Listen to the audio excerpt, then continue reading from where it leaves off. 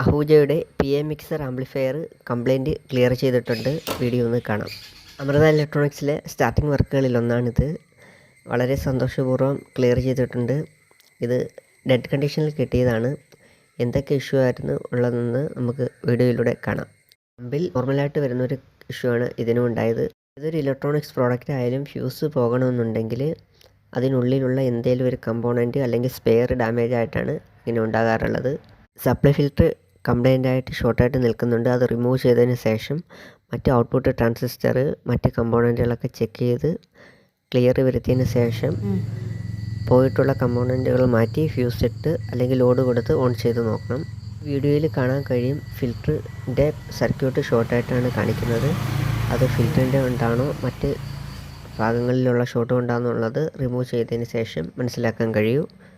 സെറ്റിൻ്റെ input output സോഴ്സുകൾ പറയാം.